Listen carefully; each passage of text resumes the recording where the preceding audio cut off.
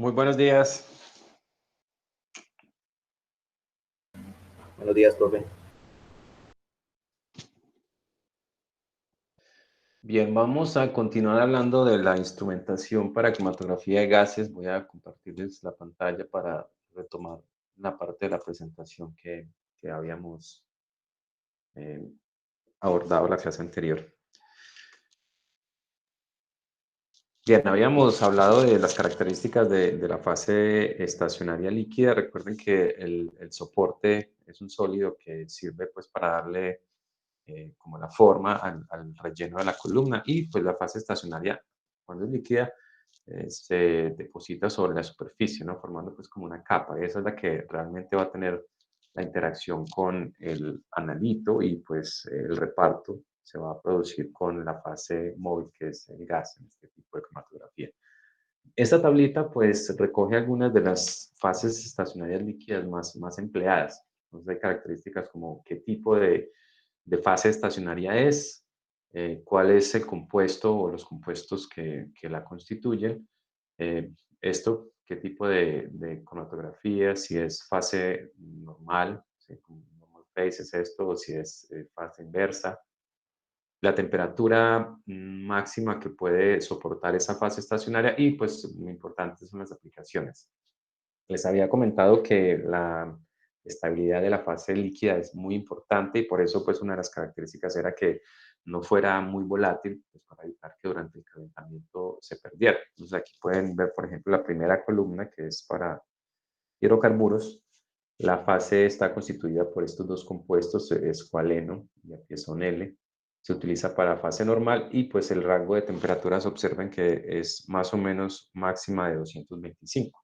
Les había también indicado que una temperatura típica máxima de unas fases estacionarias es de 450 grados Celsius, ¿no? Digamos que eso es la más alta temperatura que algunas, no todas las columnas comerciales pueden soportar. Y se utiliza esta particularmente para aplicaciones como parafinas de entre 5 y 10 carbonos, y se utiliza pues para altas temperaturas, ¿no? Miren que la temperatura más alta que resiste es 225. Y pues eso es lo que reúne la tabla. Podemos ver, por ejemplo, a ver, en la siguiente, la tabla es de las dos páginas. Para compuestos polares, estos poliglicoles, Carbowax, en diferentes números, es una marca comercial y sirve específicamente para compuestos como metilaminas. Son sustancias polares. Y miren que la temperatura máxima no es muy alta, 125 o 100, ¿no? Estas dos columnas eran si la era para una columna empacada o para una columna capilar. Recuerden pues que en una columna capilar, básicamente el interior de la columna está tapizado con el líquido.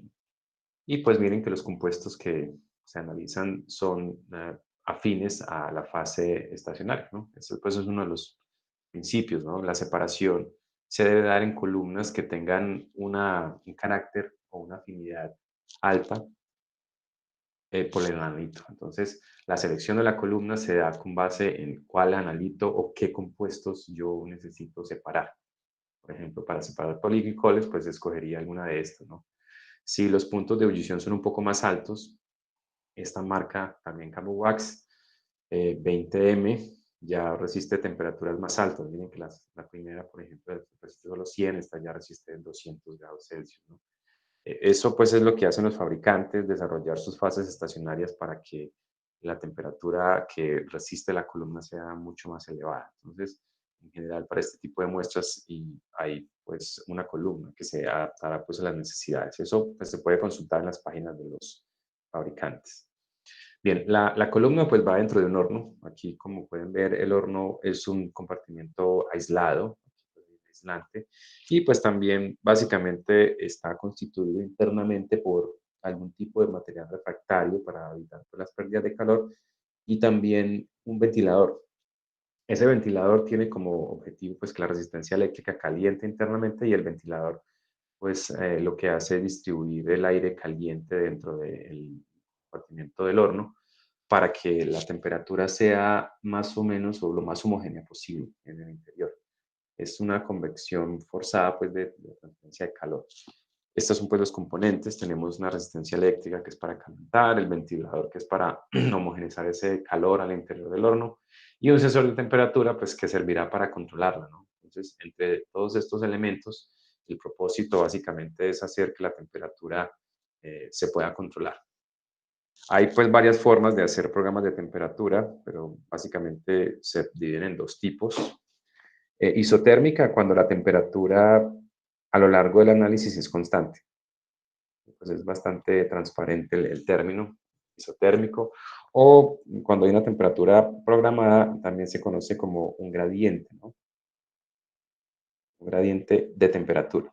Porque pues encontraremos que en la cromatografía líquida hay gradientes de composición del solvente, ¿no? Pero pues aquí la concentración o la composición del gas permanece constante. Lo que se cambia en la cromatografía de gases es la temperatura. Entonces, la temperatura, cuando es un proceso isotérmico, se mantiene constante y se ajusta a la temperatura de ebullición del menos volátil. Si yo quiero separar pues una serie de compuestos, debo consultar sus puntos de ebullición y simplemente coloco el horno a la temperatura de ebullición más alta de los componentes. De esa forma pues se garantiza que todos los componentes de la muestra van a estar en la fase gaseosa y que van a poder ser arrastrados por la fase móvil y van a ocurrir pues esos procesos de equilibrio para la separación. Digamos que el programa isotérmico es no muy usado, o al menos lo es cuando la muestra no tiene demasiados componentes o la diferencia entre los puntos de ebullición es alta, ¿no? Cuando hay una muestra un poco más compleja que tiene varios componentes de una gran cantidad de puntos de ebullición diferentes, el programa de temperatura es más adecuado. En ese caso, básicamente lo que se hace es iniciar con una temperatura del horno baja, normalmente un poco por encima, tal vez 20, 30 grados Celsius, y después de eso la temperatura se va incrementando. Lo que hace entonces el gradiente de temperatura es seleccionar o hacer que los analitos comiencen a pasar a diferentes momentos a la columna, ¿no? Porque si estamos a una temperatura y solo un par de compuestos son volátiles a esa temperatura, pues esos serían los que irían adelante. Luego, cuando la temperatura se comienza a incrementar, los otros van a comenzar a pasar a la fase gaseosa. Entonces, digamos que esto es lo que hace que se seleccione el tiempo en que ellos pasan a la fase móvil, ¿no? Aquí pues está gráficamente la diferencia entre los dos. Esto de acá pues es la temperatura en el eje vertical y aquí el tiempo. En un programa isotérmico, pues lo que pasa es esto. Durante todo el tiempo de análisis, la temperatura se selecciona a un valor. Mientras que cuando se trata de un programa de temperatura, pues algo típico es como esto. Eh, Algunos equipos tienen la posibilidad de una mayor cantidad como de etapas. Pero ¿qué cosas son importantes en un programa de temperatura? Necesitamos determinar la temperatura inicial. ¿A qué temperatura inicial arranca pues el programa? ¿Cuánto tiempo va a sostenerse esa temperatura inicial? ¿Sí? Por ejemplo, podemos decir, la temperatura inicial va a ser de 30 grados Celsius y voy a mantener eso durante 5 minutos.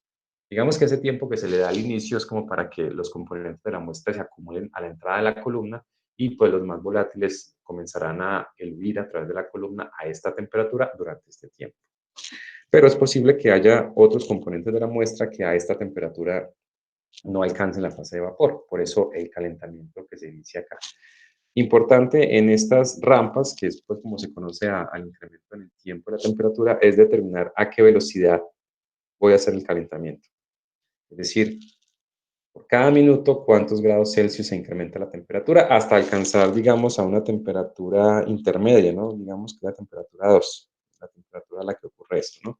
Y pues depende de la velocidad, pues esto tardará más o tardará menos en llegar a este punto. La pendiente, pues se mide en eso, en términos de esto. Valores típicos, por ejemplo, entre 5 y unos 20 grados Celsius por minuto. 5, pues cuando la diferencia de temperatura entre los compuestos es muy poca, pues lo más recomendable es que la temperatura se incremente lentamente. para que cada compuesto vaya llegando a su punto de ebullición con una diferencia de tiempo con respecto a los demás. Pero cuando, digamos, las diferencias en los puntos de ebullición no son tan pequeñas, yo puedo llegar a velocidades como de este orden, ¿no? De 20 grados por minuto, ¿no? Entonces, eh, en el análisis como exploratorio, lo que se hace es como tratar de usar un programa que podría ser tomado una fuente bibliográfica y ensayarlo, ¿no? Y pues ya después hacer como la optimización. Después de que se alcance esa temperatura, pues también está cuánto tiempo está esa temperatura y luego cuánto vuelve otra vez a calentarse hasta que llegue a una temperatura 3. Digamos que el número de etapas dependerá del análisis que se lleve a cabo y sobre todo de la complejidad de la muestra. Cuando se hace un análisis por cromatografía de gases, las columnas que venden los comerciantes, los fabricantes de esas columnas, pues normalmente les da como una aplicación típica, qué compuestos se separan con esa columna, ¿no?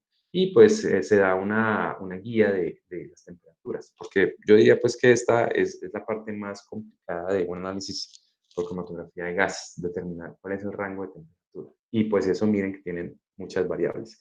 ¿Cuál es la temperatura inicial? ¿Durante cuánto tiempo se va a sostener esa temperatura inicial? ¿A qué velocidad sube? Si es necesaria una rampa intermedia o pues simplemente subir directamente. Por ejemplo, aquí les muestro un programa típico de temperatura. Entonces miren que a diferencia del anterior, este tiene solamente como un par de etapas. Una temperatura isotérmica de como 50 grados durante 10 minutos. Y miren pues que esta es la forma de representarlo. 50 grados Celsius, 10 minutos. Significa que a esta temperatura se sostiene durante 10 minutos. Y luego la temperatura llega hasta 200 desde 50, ¿no? A una velocidad de 7.5 grados por minuto. Cuando llega a 200, ahí se sostiene 7 minutos. Entonces, en los cromatogramas que ofrecen los fabricantes, eh, ellos no muestran la gráfica de la rampa de temperatura o del programa, sino que lo describen en texto, algo como esto. Pues con esto podríamos calcular como cuántos minutos tarda el programa, ¿no? Pues los que están aquí escritos, pues es sencillo, ¿no? Esto va a tardar 10 minutos. Pero pues en la rampa de temperatura, el incremento total es de, eh, a ver, 250, o sea que tenemos 200 menos 50, ¿no? El incremento total es de 150 grados, ¿no? Desde la temperatura 1 hasta la final. Y pues como lo hace a una velocidad de 7.5 grados Celsius por minuto, con esto podríamos determinar cuánto tarda en la rampa, ¿no? ¿Cuánto les daría eso? Si tienen una calculadora por ahí, por favor.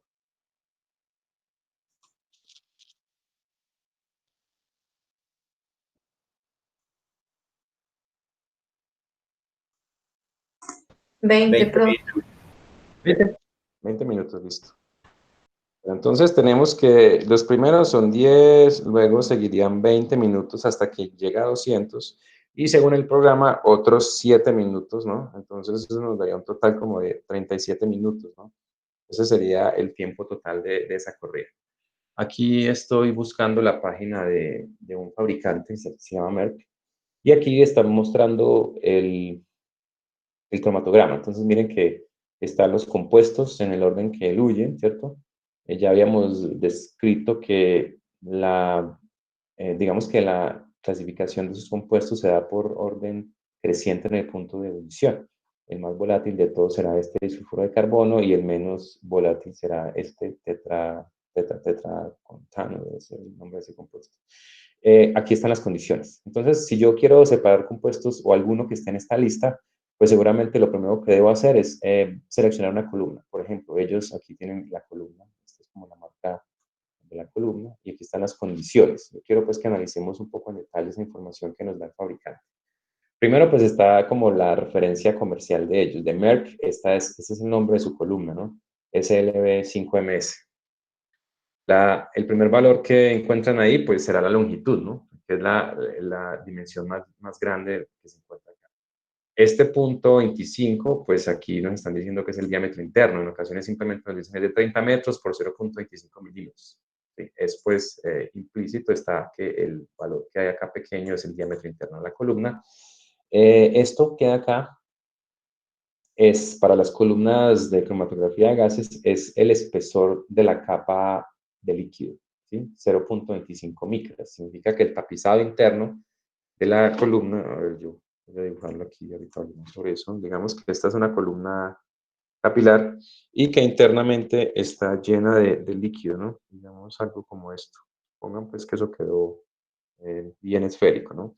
Entonces nos están diciendo que el espesor de esta capa es de 0.25 micras, ¿sí? Es el espesor de la fase estacionaria depositada internamente, ¿no? Entonces, esta es la fase líquida. Específicamente, pues, para esta columna, ¿no? Y, pues, nos dicen qué tipo de fase líquida es. Esta es una referencia que ellos tienen, pues, para su fase líquida, ¿no? Entonces, ahí podríamos ir y consultar qué tipo de fase estacionaria es, qué líquido es el que usan, ¿no? Bueno, aquí está el programa de temperatura. 45, 3 minutos. Entonces, eso significa que la temperatura inicial va a ser de 45 grados y se va a sostener durante 3 minutos. Después, a una velocidad de 20 grados por minuto, llega hasta 360 grados. Y ahí se sostiene 10 minutos. Entonces, el programa tiene la forma de este, ¿no? Porque tiene solamente una temperatura inicial, que en el caso del cromatograma que les muestro es de 45, se sostiene durante 3 minutos y luego desde 45 hasta 360 grados pasa a 20 grados por minuto, ¿no? Eso nos da como unos 18 minutos más o menos. Y luego ahí se sostiene 10 minutos. O sea que el programa total dura como 3 más 18, 21, más estos 10 serían como 31 minutos, ¿no? Y aquí pues pueden ver que la corrida, pues la separación se logra incluso antes, ¿no? Los compuestos se separan acá. Si yo quiero pues separar compuestos como estos, esto me serviría como de partida, ¿no? Como la temperatura, los rangos, y pues podría hacer uso de estos parámetros, mirar la calidad de mi separación y decidir si aumento o disminuyo la temperatura, ¿no? Aquí hay otras características importantes, cuál es el gas de arrastre, helio, el flujo de ese gas de arrastre y que se mantuvo constante. No es muy común que se modifique, ¿no? En cromatografía de gases ya sería pues como adicionar eh, muchos parámetros a una corrida, pero es posible pues también hacer como un programa de flujo, que el flujo aumente en un punto, ¿no? Digamos que sí es un parámetro a optimizar, pero normalmente uno simplemente deja el flujo que le da mejor separación constante durante toda la corrida, ¿no? No es común pues que el flujo comience en 1 y que al final de la corrida se incremente a 2 o algo como eso, ¿no? Es más bien común que haga una corrida con un programa a un flujo, mire cómo me dio la separación, vuelvo y hago otra corrida, modifico el flujo, pero lo dejo constante y pues ahí voy mirando cómo esto mejora la separación. En la próxima clase tal vez les voy a mostrar los parámetros que influyen en la separación y cómo modificarlos. Por ejemplo, si la separación no es muy adecuada, ¿qué hago con el flujo? ¿Lo aumento, lo disminuyo? O la temperatura, ¿será que la subo o la disminuyo? Esos son parámetros pues, de decisión que debemos analizar. Aquí está el tipo de mezcla, esto es como una mezcla de patrones y la concentración de cada uno es de 1000 microgramos por mililitro y el solvente es disulfuro de carbono. ¿Sí? Aquí tienen pues un nombre para este solvente. La inyección, miren que es de 1 microlitro, ya les había hablado del split, 100 a 1 significa que de cada 101 pues, microlitros, 100 se van para la purga y solamente 1 microlitro va a la columna, ¿no? Esta pues, es la forma de interpretar ese valor. Recuerden pues que si la muestra está muy concentrada, pues yo tengo varias alternativas. Una es disolver la muestra con un solvente, otra es inyectar menos muestra, o la última, yo diría que más bien la que más se usa, no la última, sino la primera, es utilizar un split. Recuerden que en el split se inyecta una cantidad al inyector del equipo, pero no todo va hacia la columna, solamente una fracción de lo que se inyectaba a la columna. Aquí está el liner o el inserto que va dentro de qué diámetro es, de 2 milímetros y es recto, ¿no? Recuerden que habían unos liners con de pronto un ensanchamiento o una contracción del área interna. La temperatura del inyector es de 275 y la temperatura o el detector que se usa es el FIT, que es el de ionización de llama, y la temperatura de ese detector es de 365. Entonces miren que lo que más aparece en las condiciones cromatográficas es la temperatura, ¿no? Entonces son temperaturas, flujos y volúmenes, es básicamente lo que se debe optimizar para un análisis cromatográfico, ¿no? ¿Cómo seleccionar un programa de temperatura? Pues yo diría pues que ellos lo que hicieron fue mirar los puntos de ebullición y podemos hacerlo pues aquí rápidamente. Vamos a poner los puntos, a buscar los puntos de ebullición de estos compuestos, sobre todo el primero y el último, ¿no? El disulfuro de carbono. Yo voy a buscar el punto de ebullición. Este es de 46, ¿sí? Entonces, a ver, yo voy a hacerlo pues por acá. El disulfuro de carbono, que es el 1, tiene un punto de ebullición de 46,3 grados Celsius. Y el último, 18. Vamos a ver si encuentra con ese nombre. Ese nombre está muy raro. Tetra, tetra, contano se llama. Tetracontano es un alcano superior. Vamos a ver si está el punto de ebullición. Bueno, aquí hay uno del fabricante y por aquí en Wikipedia también está. Vamos a ver si está el punto de ebullición. No está el punto de ebullición. Este punto de fusión 86, pero no está el punto de ebullición. Vamos a tratar de buscarlo con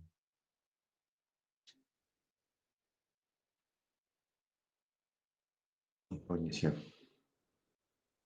Bueno, aquí está este. ¿Sí será ese?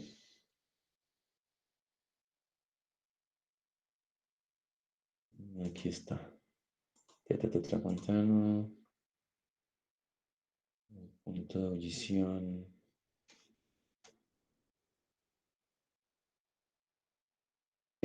548. 548 grados Celsius. Entonces, lo que pues quiero que analicemos es la selección de las temperaturas. El punto de ebullición de este último es de 548, ¿no? Pero pues recuerden que la temperatura de la columna máxima es como de 450. En este caso nos están diciendo que la máxima que ellos usaron fue de 360. Entonces, pues voy a aprovechar esto para mostrarles algo, ¿no? No es necesario que estrictamente el punto de ebullición más alto sea al que voy a terminar, ¿no? Porque miren que incluso a una temperatura menor, por casi 200 grados, del punto de ebullición de este último compuesto se obtiene algo, ¿no? Lo que sí pues, se puede notar es que la altura del pico es un poco más reducida. Esto puede deberse a dos cosas, ¿no? La primera es que la abundancia de ese compuesto en la muestra no sea muy elevada, ¿no? Y la segunda es que como no se alcanzó una temperatura cercana a su punto de ebullición, esto fue producido por las pocas moléculas que se pudieron volatilizar y llegar pues al final de la columna. Entonces, la selección de la temperatura o rango de temperatura se basa en los compuestos. Pues sí coincide con que el primero, que es el disulfuro de carbono, tiene un punto de ebullición de 46. Miren que la temperatura inicial fue fijada en 45, un poquito por debajo del compuesto más volátil, ¿no? Entonces, es como la forma de jugar con las temperaturas. Mirar los puntos de ebullición de los compuestos, arrancar un poco por debajo, 2, 5 grados por debajo de la temperatura de ebullición del que se evapora más fácil, y luego ir incrementando la temperatura dependiendo pues de la máxima temperatura que aguante la columna, ¿no? Miremos a ver si aquí nos dicen algo sobre la columna, condiciones como esas. No están los compuestos, aquí está la columna. Esta es la columna que se usó en ese análisis, ¿no? Entonces, uno de los principales parámetros que se deben analizar al momento de usar una columna es la temperatura más alta. Entonces, miren que aquí está. Dice la temperatura, los límites de temperatura para esa columna, dependiendo del diámetro, ¿cierto? Están entre menos 60 y 340 cuando es isotérmico o hasta 360. Entonces, aquí podríamos concluir que la razón por la cual la temperatura final de esta corrida fue 360, no fue porque la temperatura más alta de ebullición fuera esa, sino porque la limitación de la columna, ¿no? La columna no puede ser calentada por encima de 360, pues porque seguramente la fase estacionaria de la que está hecha tiene problemas con eso. Incluso podemos mirar qué tipo de fase estacionaria es la que constituye. Aquí está eh, la columna, bueno, este es como el código de la columna. Es para cromatografía de gases. Ah, aquí está la fase. Entonces miren que aquí está. La fase es, esto significa que está anclada pues a la superficie y que hay este crosslink significa que si hay cadenas lineales de un polímero que se use, entre esas cadenas hay ramas que conectan una cadena como la otra, ¿no? Formar algo como esto, yo les voy a mostrar. Es muy común hacerlo por la siguiente razón. Les voy a mostrar un dibujito que estoy haciendo acá. Este es el soporte sólido donde está la fase estacionaria. Entonces, cuando se utilizan polímeros, normalmente esos polímeros forman como unas cadenas lineales. Pero el problema es que si hay un espaciamiento muy grande entre ellos, una molécula de un analito podría meterse entre ellas e interactuar con el soporte. Y eso, pues, es indeseable. Entonces, lo que se hace es como que se entrecruzan, como la traducción de crosslink, las cadenas, haciendo algo como esto. Entonces las cadenas se cruzan así y pues al entrecruzarse esto, que es lo que aparece como crosslink, esto, lo que se logra es evitar o tapizar como de una forma más densa la superficie de la fase estacionaria, ¿no? Es decir, evitar que haya contacto directo con el soporte. De esa forma, incluso moléculas pequeñas pues no van a interactuar con la fase, perdón, con el soporte, sino pues, solamente con la fase. Y pues aquí está descrito el tipo de fase estacionaria. Entonces, miren que es un polímero, ¿sí? Que está hecho de sinfenil. Es una fase, un polímero equivalente a 5% difenilo y 95% dimetilsiloxano. Los siloxanos, pues, son compuestos que se utilizan para anclar esas cadenas. Son compuestos que reaccionan sobre todo con la sílica. Entonces, el compuesto, vamos a ver si puedo encontrar la estructura de ese compuesto. Sí, por aquí hay uno. Entonces, miren que tiene fases, a ver si está por acá, no me dejo verlo. Bueno, pero pues aquí en la vista previa se alcanza a ver que es un fenil y estos son los siloxanos, que son los que ayudan a anclar a la superficie. Estos compuestos son los que se pueden anclar a la superficie. Se pueden, pues es como son polímeros, intercalar cadenas de otras cosas, ¿no? Entonces, este, por ejemplo, particularmente tiene este grupo fenil, pero también tiene algunos grupos metil, ¿no? Entonces, eso pues hace que la fase estacionaria sea un poco compleja, ¿no? Por ejemplo, esta dice que tiene 5% de fenil y 95% de metil. O sea que es una cadena algo como esta, en la que el 5% es del fenil y el otro 95% son estos metiles, parecen.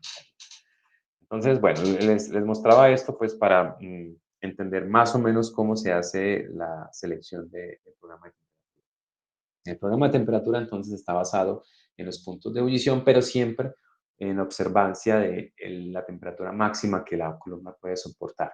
Y es un parámetro muy importante porque si superamos esa temperatura, pues el equipo no tiene forma de saber qué columna está dentro, aunque pues hay algunos equipos en los que hay algún tipo de conector o una tarjeta que le permite al equipo establecer la identidad de la columna. Y en este caso, eso es como en los equipos de HPLC, en los de GC, no mucho.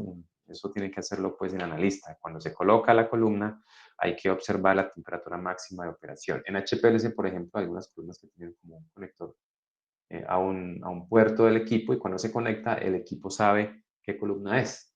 Y pues en ese reconocimiento de la columna puede impedir que cuando ustedes estén introduciendo los valores para el análisis, no vayan a sobrepasar la temperatura máxima. pero en los equipos de GC no es muy común y toca hacerlo pues manual. Hay que tener en cuenta que si se sobrepasa, pues podemos dañar la columna. Bueno, ¿cuál es la razón de usar rampas de temperatura? Cuando la temperatura se incrementa, y aquí hay algo bien importante, ¿no? Cuando la temperatura de la columna se aumenta, el tiempo de retención disminuye. Y con tiempo de retención, pues me refiero al momento en que salen de la columna. Y pues la razón está pues aquí escrita. Cuando la temperatura se aumenta, la presión de vapor de los compuestos se incrementa.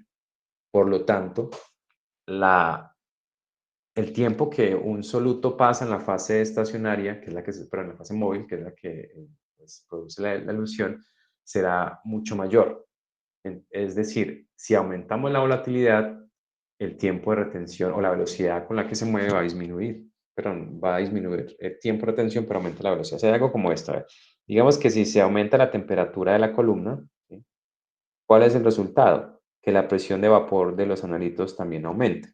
Al aumentar la presión de vapor, la velocidad con la que se mueven también aumenta. El resultado final es que el tiempo que pasa dentro de la columna disminuye, ¿sí? Porque la velocidad aumenta. Digamos que esta cadena de eventos. Aumentar la temperatura de la columna hace que la presión de vapor de los compuestos, ¿no?, que están en la muestra aumente. Por lo tanto, la velocidad con la que se mueven dentro de la columna también aumenta, lo que hace que el tiempo que tardan dentro de la columna sea más pequeño. Y eso tiene efectos en la separación. Esto que se muestra acá es la comparación entre dos cromatogramas aparentemente de la misma muestra, pero uno isotérmico y el otro con temperatura programada. Dos cosas pues para resaltar acá. Primero, miren que cuando la temperatura es isotérmica, al principio los compuestos con puntos de ebullición muy parecidos van a salir casi juntos. Hay este pico que no se separa bien. Mientras que los mismos tres compuestos, cuando se programa la temperatura, observen que se separan mejor. Esa pues es la primera consecuencia. Si yo quiero mejorar la separación, lo que normalmente hago es aumentar un poco la temperatura de forma controlada. Y la otra característica que pues quisiera que analizáramos es el ancho de los picos. Si comparáramos los anchos de los picos, pueden ver que en una temperatura programada se pueden lograr picos más angostos. Y eso es bueno, ¿no? Porque si un pico tiene un ancho demasiado grande, pues se va a traslapar con los picos vecinos. El ancho del pico veremos que es un parámetro muy importante a la hora de evaluar la separación. Yo quisiera tener picos más angostos porque pues eso me garantiza que van a estar separados de otros. Y el otro parámetro que podemos observar es qué sucede con el ancho del pico cuando aumenta el tiempo de retención. ¿Aumenta o disminuye? Quiero que miren esa figura que hay allí y contesten esa pregunta. ¿Qué pasa con el tiempo de retención, perdón, con el ancho del pico comparado con el tiempo de retención? Si el tiempo de retención aumenta, ¿el pico que es más angosto o más ancho? Aumenta, profe. Sí, aquí lo pueden ver, ¿no? El tiempo de retención aumenta hacia allá, ¿no? Digamos que el tiempo de retención aumenta hacia allá, ¿no? Y si comparan el ancho del primer pico con el ancho del último pico, ven que a medida que el tiempo es mayor, el ancho del pico también aumenta. Y eso es algo a tener en cuenta. Si yo tengo picos que están muy anchos, normalmente los más anchos son los que están más hacia la derecha, los últimos que están eluyendo de la columna. La razón está en que como estos tuvieron más tiempo de estar dentro de la columna, la interacción con la fase estacionaria fue más prolongada y eso pudo haber hecho que algunas moléculas de ese soluto viajaran por caminos distintos. Esa es una razón, ¿cierto? También que algunos estuvieran más fuertemente atraídos por la fase estacionaria que otros. Entonces, digamos que eso hace que la distribución de velocidades aumente y eso pues se traduce en que el pico también se ensancha. Formas pues como de disminuir el ancho del pico, pues podemos ver que si yo quiero picos angostos, el tiempo de retención tiene que ser bajo. Entonces, si estoy obteniendo picos muy anchos, ¿qué hago con la temperatura? Y esta pues ya es una pregunta de analizar un poco más detenidamente. Si yo quiero mejorar el ancho de este último pico, ¿qué hago con la temperatura? ¿La incremento o la disminuyo? Y para ponernos en contexto, y no sé si estimularlos un poco, esa es una pregunta tipo examen. La aumentamos, ¿no? La aumentamos. Si aumentamos la temperatura, ¿cuál es el efecto? El tiempo de retención disminuye, ¿no? Porque los compuestos se hacen más volátiles. Entonces, si yo quiero mejorar el ancho de un pico, puedo aumentar la temperatura, de forma que los picos van a salir más hacia acá. Puede ser que, miren que la separación es como buena acá, ¿no? Pero solamente estos están un poco anchos. Entonces, puede ser que en la primera parte del programa de temperatura no la modifique, porque me está dando buena separación. Lo que hago entonces es, tal vez en la última parte del programa, disminuir un poco pero aumentar un poco la temperatura. Y eso pues haría que estos compuestos tal vez tengan un ancho. ¿Y qué haría con el flujo? ¿Qué creen que va a hacer con el flujo si quiero mejorar el ancho? ¿Aumentarlo o disminuirlo?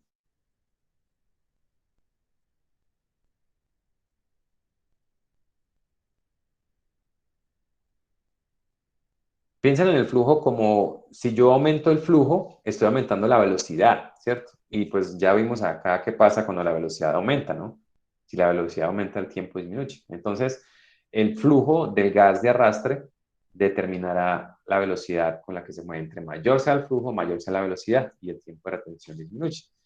Entonces, si yo quiero mejorar el ancho sin cambiar la temperatura, una forma sería aumentar el flujo del gas de arrastre. De esa forma, los picos tienen tiempos de retención menores y tiempos de retención menores pues se traducen usualmente en mejorar la separación y el ancho del pico.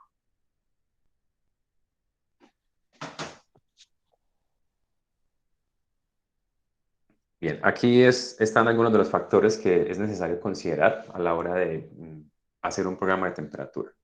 La primera es que con la temperatura varían la solubilidad de los solutos, cambia la volatilidad de ellos y algunos no son estables. Entonces, digamos que estos tres parámetros iniciales son los que hay que tener en cuenta para decidir qué programa de temperatura usar. Porque es posible que digamos que este parámetro que está al final es, pues, yo diría que el más importante. Es decir, yo debo conocer cuál es la temperatura máxima de la columna. No debo superar esa temperatura. Ese es mi límite superior.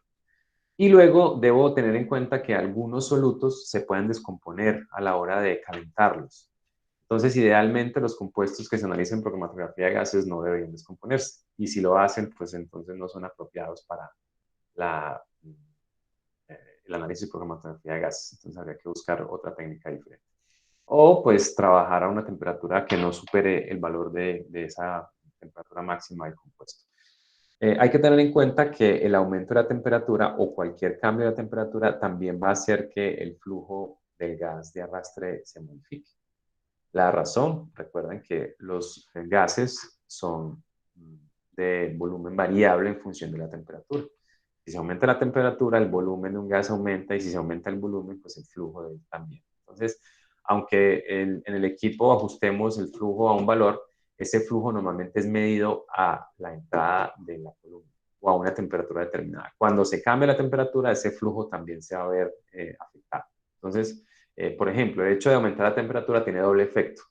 Aumentar la temperatura lo que hace es disminuir el tiempo de retención debido a que aumenta la volatilidad de los compuestos. Pero al mismo tiempo, aumentar la temperatura lo que hace es incrementar el flujo volumétrico del gas. Y el incremento del flujo volumétrico del gas también se traduce en una disminución del tiempo de retención porque la velocidad lineal de los compuestos se incrementa. Entonces, digamos que es doble el efecto por aumento del punto de ebullición, perdón, de la volatilidad de los compuestos y segundo, porque se incrementa el flujo volumétrico. Entonces, es necesario considerar esos aspectos a la hora de determinar un programa de temperatura. Digamos que esos son aspectos que hay que considerar, pero la guía serán los puntos de ebullición. Yo debo conocer los puntos de ebullición de los compuestos que voy a separar y con ese conocimiento puedo seleccionar la temperatura de partida y la temperatura a la que quiero llegar, siempre respetando la temperatura máxima que la columna es capaz de soportar, ¿no? Porque si no, pues voy a aumentar el daño de la columna, ¿no?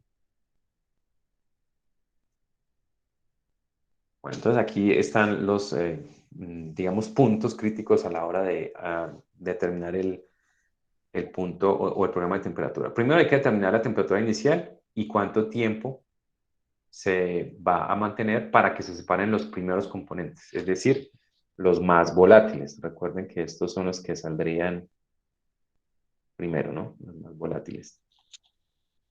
Determinar la temperatura final y el tiempo basado en los últimos compuestos. Y luego establecer las rampas intermedias. Entonces, es determinar la primera temperatura, la temperatura final.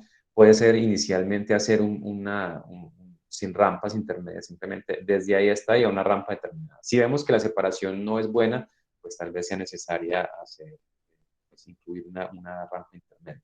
Eso todo se hace experimentalmente. Hay formas como más o menos determinar factores o valores de partida, pero solamente hasta que vaya y se haga el análisis en el equipo y se obtenga el cromatograma es que se evalúa. Entonces, el proceso es un poco de ensayo y error. Y eso, digamos, es lo que el analista o el ¿cómo sería? El cromatógrafo, pero no el equipo, sino la persona que está pues experta en cromatografía, hace en el laboratorio.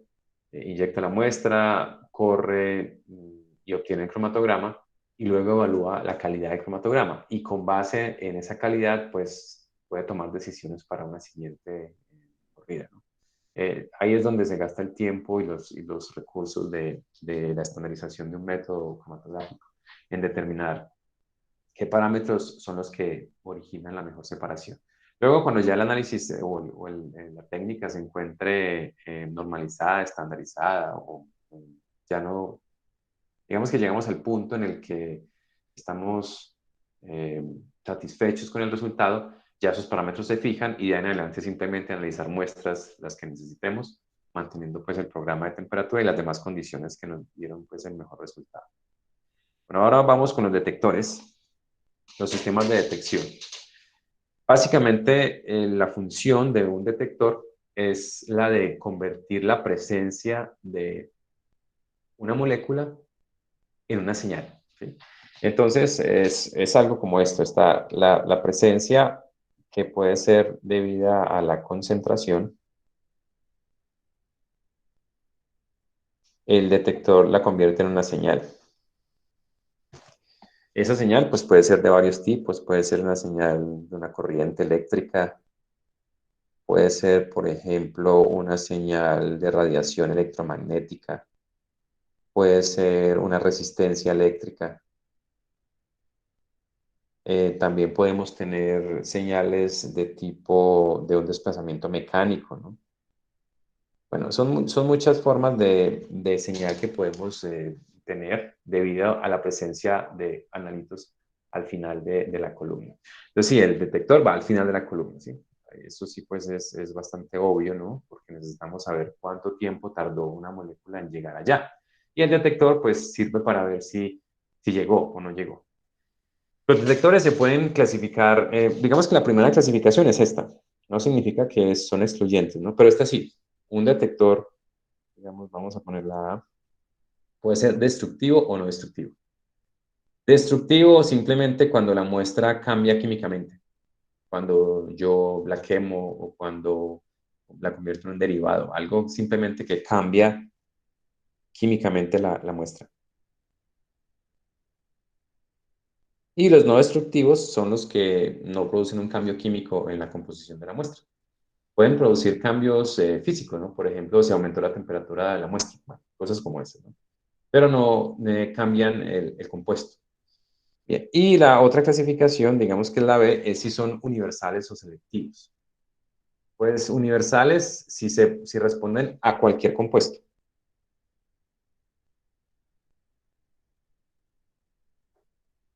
Y selectivos cuando únicamente necesitan una propiedad. Esa respuesta ante una propiedad característica puede ser, por ejemplo, que necesita la presencia de un halógeno, ¿no? Significa que si el compuesto que yo quiero determinar, bueno, eso es un ejemplo, no tiene halógenos, pues el detector no va a reaccionar a ese tipo de compuestos. Entonces, esta es una de las, digamos, clasificaciones, ¿no? Y pues la idea es que podamos entender el principio de funcionamiento de estos detectores y decidir si son destructivos o no, y también si son universales o si son selectivos, ¿no? Estos selectivos, pues, son sensores que están, o detectores que están usados específicamente para ciertas aplicaciones. Permítanme un minutico.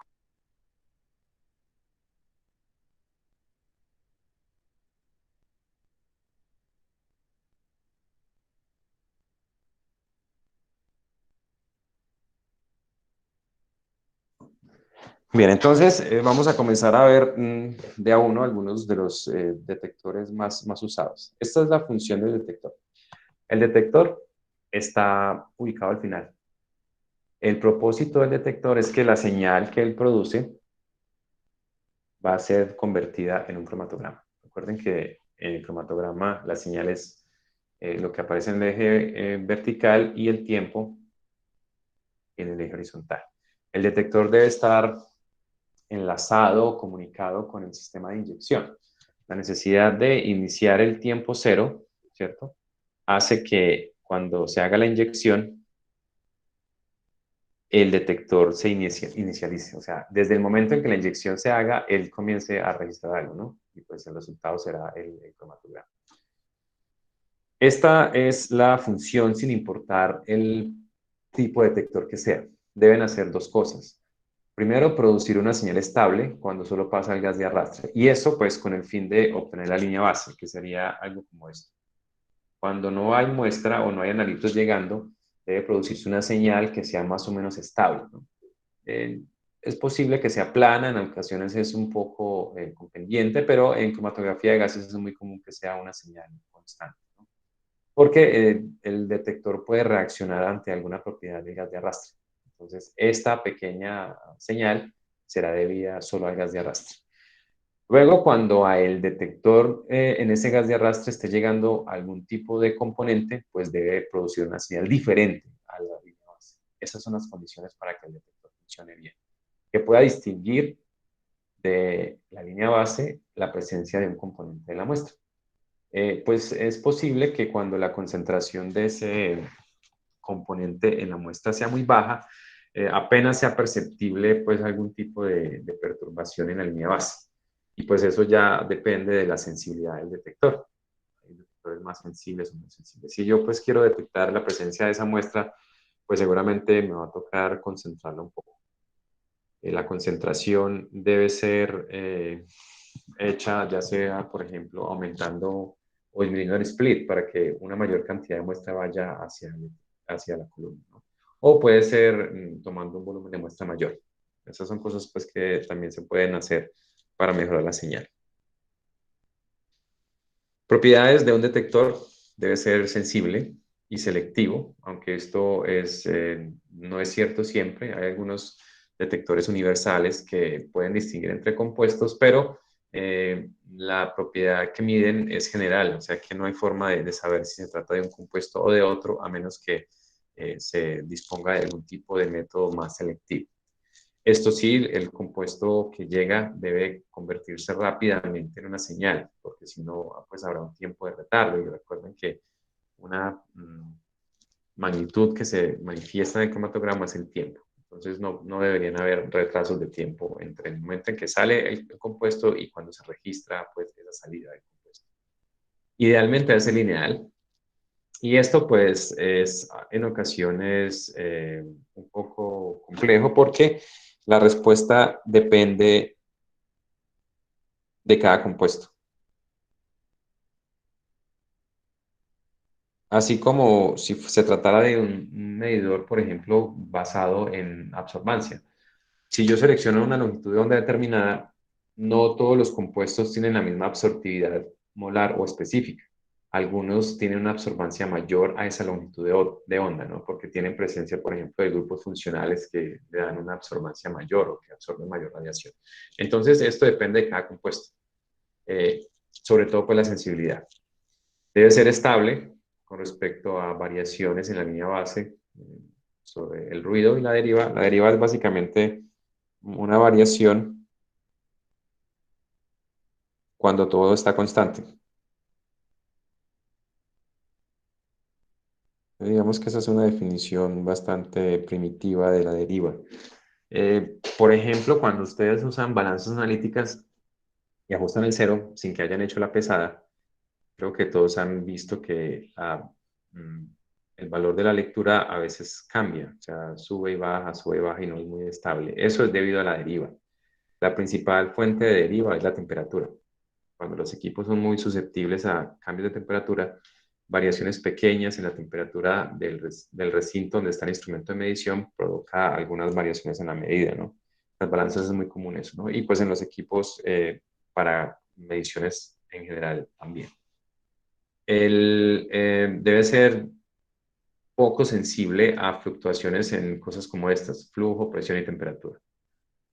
Pues sí, esto debido a que la temperatura se modifica constantemente a lo largo del análisis. Entonces, no es muy apropiado que un detector tenga una señal cuando la temperatura de salida sea 50 grados y que cambie significativamente cuando la temperatura sea 300 grados. Pero lo ideal es que la señal debe ser muy estable incluso cuando haya variaciones de cosas como el flujo, la presión del gas de arrastre y la temperatura de salida, ¿no? La señal debe ser fácilmente manipulable, ¿no? Para que pueda ser convertida en concentración. Esto es robusto y de fácil mantenimiento significa pues que no cambie demasiado por ejemplo, si se movió el equipo, se apagó y se prendió más tarde y hubo un cambio en la señal, ¿no? Entonces debe ser constante. A eso se refiere pues la robustez, a que sea muy poco susceptible a cambios. Bien, este es el primer tipo de detector, se llama un detector de conductividad térmica, también conocido como catarómetro, o de la sigla en inglés el TCD. El TCD o Thermal Conductivity Detector es un detector que básicamente mide un cambio en la conductividad del gas de salida. Y aquí pues voy a tratar de mostrarles una figura del compartimiento. Entonces básicamente aquí tenemos la entrada del gas, esto viene de la columna, entonces puede ser, si apenas se inició el análisis, pues lo que ya entra aquí solo es el gas, sin componentes, ¿no? Sin compuestos en él. Y por acá sale el gas. Aquí en el interior está el filamento un filamento caliente. Entonces, básicamente, lo que sucede aquí es una transferencia de calor. Este filamento le entrega calor al gas. Recuerden que esta cámara está llena de gas. Entonces hay una transferencia de calor, ¿sí? Si la transferencia de calor es muy rápida, pues lo que va a suceder es que la temperatura de este filamento va a cambiar. Entre mayor rapidez de transferencia de calor haya, pues la temperatura de este va a disminuir, ¿no? Porque este detector, este filamento, está a una mayor temperatura que la mezcla de gases. Entonces, ¿cómo es que se mide un cambio en la composición del gas? Bueno, entonces cuando aquí entra un gas puro, la velocidad de transferencia de calor es 1. Pero cuando se agregan componentes a esa mezcla, es decir, ya no es un gas puro, sino que se incluyen compuestos que son los que vienen de la columna, la conductividad térmica de este gas se modifica. Es decir, la velocidad de transferencia de calor se va a ver modificada. Y si la velocidad de transferencia de calor cambia, pues la temperatura de este detector o de este filamento también cambia. Entonces, básicamente se llama detector de conductividad térmica porque la conductividad térmica o la conductividad de calor, ¿no? Aquí cambia con la composición. Si al gas de arrastre solo pues se tiene una conductividad térmica determinada, pues la temperatura del filamento va a ser 1. Cuando ingresan otros compuestos a esta mezcla, la conductividad térmica de la mezcla cambia. Por lo tanto, la velocidad de transferencia de calor también lo hace y finalmente la temperatura lo hace. Es decir, algo como esto. Un cambio en la composición produce un cambio en la conductividad térmica de esa mezcla de gases. Ese cambio en la conductividad térmica modifica la transferencia de calor y esto indirectamente modifica la temperatura. O sea que lo que finalmente se mide es esa temperatura del filamento. Y la temperatura del filamento dependerá de la transferencia de calor, esta a su vez de la conductividad térmica de este, y pues dependerá también de la composición. Entonces, esta es como la cadena de mediciones. Lo que se mide finalmente es una diferencia de temperatura, pero está todo encadenado a un cambio en la composición. Entonces, cuando un compuesto sale de la columna, hay un cambio en la temperatura del filamento, y eso indica que ya algo salió de la columna. pues dado el principio de funcionamiento, vamos a clasificarlo. ¿Creen que sea un detector universal o es específico? Es decir, ¿reacciona a cualquier compuesto o necesita que en la molécula haya algo específico para reaccionar? ¿Qué creen?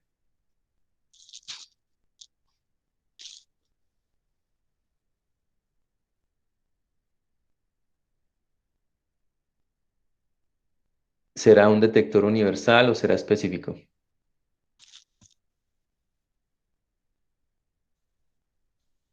Bueno, vamos a hacer una pregunta puntual porque parece que no hay nadie. A ver quién aparece por acá. Andrés Felipe Parra. Profe, ¿Usted cree que es un detector universal o específico? pues yo creería que es específico porque pues más que todo iría compuesto para los gases. Pues es que todos los Y, compuestos que se analizan por cromatografía de gases deben llegar como gases, ¿no? Pero lo de específico o universal, me refiero a si necesitamos algún tipo de propiedad de la molécula que se detecte. Y en este caso no, no, entonces es universal, sería ¿no? universal, sí. Sí. Ahora, por el otro lado, ¿el compuesto cambia su estructura o no cambia, ¿no? Es decir, ¿se tratará de un detector destructivo o no destructivo? ¿Ustedes qué creen que pase con la muestra? ¿Se descompone o algo así o no? Y pues la respuesta también está en términos de si lo que se mide es una propiedad física o una propiedad química. ¿La conductividad térmica será una propiedad física o una propiedad química? A ver, preguntémosle a Ángela María Valencia. Profe, una propiedad física es lo que Sí, está midiendo. o sea que es no destructivo, ¿no? Sí. Estas entonces son las características de este detector. Pero entonces el principio de funcionamiento es ese. Un cambio en la conductividad, perdón, un cambio en la composición de la mezcla al interior de esta recámara produce un cambio en la conductividad térmica de ese gas. Ese cambio en la conductividad térmica produce que la velocidad con la que el calor se transfiere desde este filamento caliente también se modifique. Y básicamente lo que se mide al final es la temperatura, pero digamos que la medición de temperatura en los metales se hace a través de la medición de la resistencia eléctrica. ¿Sí? Muchos de los sensores de temperatura se basan en eso. Si ustedes recuerdan, hay unos sensores de los medidores de pH que son unas varillitas metálicas que se introducen dentro de la muestra. Esos detectores, pues básicamente lo que se mide es en cambio en la resistencia eléctrica. Entonces, para medir ese cambio en la resistencia eléctrica, normalmente se utiliza un puente de Winston. No sé si lo recuerdan por allá de los fundamentos de Instrumental 1, cuando veían cómo funciona un medidor de conductividad o de resistividad. Pues básicamente es un puente de Winston. Aquí están pues como el principio básico. Si lo recuerdan, en un puente de Winston, que es esto que hay acá, hay 4 resistencias que están como en esta configuración. Entonces, aquí se aplica una diferencia de potencial entre dos puntos del puente. Cuando la resistencia por cada una de estas ramas es igual, pues la corriente se divide exactamente a la mitad. Digamos que aquí está ahí medios, ahí medios. Y la diferencia de potencial es cero, porque pues el potencial acá, el potencial acá es el mismo. Pero cuando hay una de las resistencias que se modifica, la corriente ya no se divide equitativamente, sino que por un lado, por el que haya mayor resistencia, fluirá una menor corriente, por el que haya menor resistencia, una mayor, y ya hay una diferencia de potencial. Pues no voy a entrar en detalle del puente de Winston porque pues es algo que incluso en física por allá se aborda, pero básicamente lo que me permite hacer el puente de Winston es medir una resistencia eléctrica. Es decir, una de estas resistencias eléctricas será el filamento que se está calentando allá adentro. Aquí están pues las características del detector. Es universal, ¿sí? Es no destructivo porque la muestra simplemente no se convierte en otra cosa. Se utiliza principalmente para gases permanentes, para hidrocarburos ligeros y compuestos pues, con puntos de ebullición no muy elevados. La sensibilidad de ese detector está entre 10 a la menos 6 y 10 a la menos 8 gramos. ¿Sí? Este es uno de los con que normalmente viene un equipo de esos. Viene con el TCD, que es el detector de conductividad térmica. ¿No? TCD.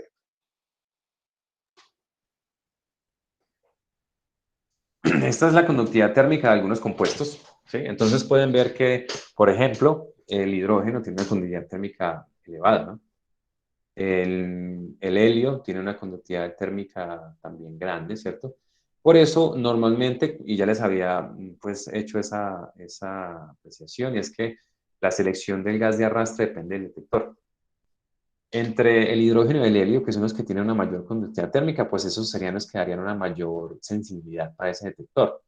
Pero el problema es que en ocasiones el hidrógeno da picos negativos. Entonces, por eso es preferiblemente, se prefiere usar el helio para cuando se usa con este tipo de detector.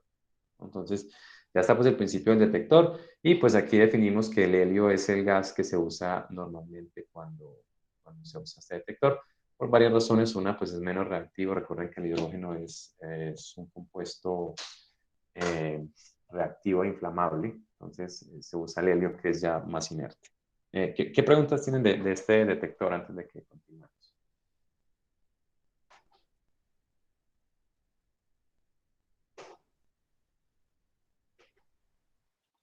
Bueno, entonces vamos a continuar con el otro detector. Este es como el más empleado de todos, se llama el detector de ionización de llama, ¿no? Conocido como el FIT, ¿no? De su sigla en inglés, que creo que ya habíamos tratado ahí, Flame Ionization Detector. Entonces, el FIT es el detector que se usa para los compuestos orgánicos. Y pues es bastante obvio que es un detector destructivo. La razón está en que después de que la columna llega a él, aquí se produce una llama. Esa llama pues tiene estos dos combustibles, aire e hidrógeno. Estos dos se mezclan con el gas de arrastre y aquí se queman. Es decir, aquí llega una mezcla de gases de aire, hidrógeno y lo que llegue de la columna. Y aquí se produce una llama y todo lo de la muestra se quema. Entonces, pues de allí está lo que se trata de un detector destructivo. ¿Qué genera la llama? La llama genera una corriente de iones debido a la combustión de los compuestos en este caso. Entonces hay un par de electrodos que recolectan esos iones. Y pues esos iones al llegar a ese electrodo producen una corriente eléctrica. Entonces básicamente es como la cadena de mediciones sería, tenemos una composición determinada, estos llegan y se queman, es decir, hay una combustión.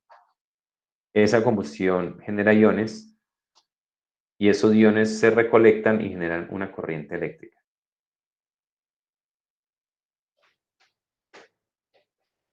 Entonces, esta es la forma en la que se produce la señal. La señal finalmente que no se alcanza como a ver muy bien. No es tan fácil escribir con esto. Corriente Profe, eléctrica. Sí. o sea que este sí es selectivo. No, es destructivo porque todos se queman, pero cualquier compuesto orgánico va a producir una señal. O sea que este es universal y es destructivo, ¿sí? No necesitamos la presencia específica de algún tipo de átomo en una molécula para que responda, ¿no? Cualquier compuesto orgánico reacciona, ¿no? Cualquier cosa que tenga CH, ¿no? Y aquí pues hay una representación de la reacción. Este es el detector.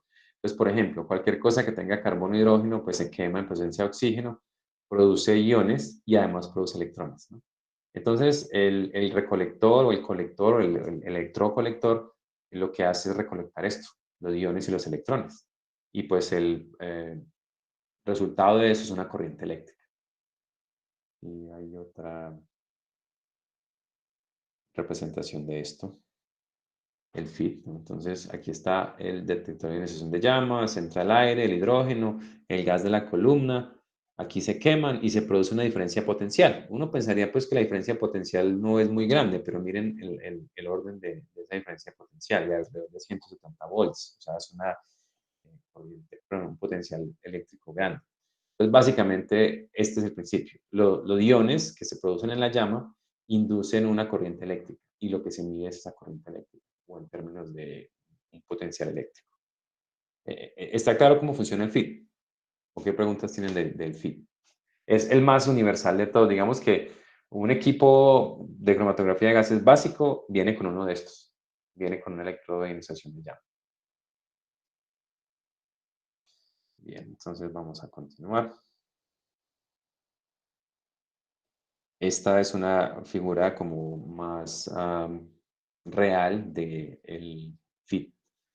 Aquí vienen tanto el aire como el gas que viene en la columna con hidrógeno, se mezclan previamente, o sea que aquí se mezclan antes. Tenemos como el quemador. Y aquí hay una pequeña resistencia para encendido, ¿no? Una resistencia parecida a la que usan las estufas de la casa, ¿no? Que produce una chispa y cuando entra en contacto con el gas se enciende. O sea que aquí se produce la llama al interior. Tenemos el electrodo colector, que es como cilíndrico, entonces al interior recolecta todos los gases, pero los electrones y esos van pues al sistema de medición. Este es, digamos que el segundo más usado, se denomina el detector de captura de electrones o el SD.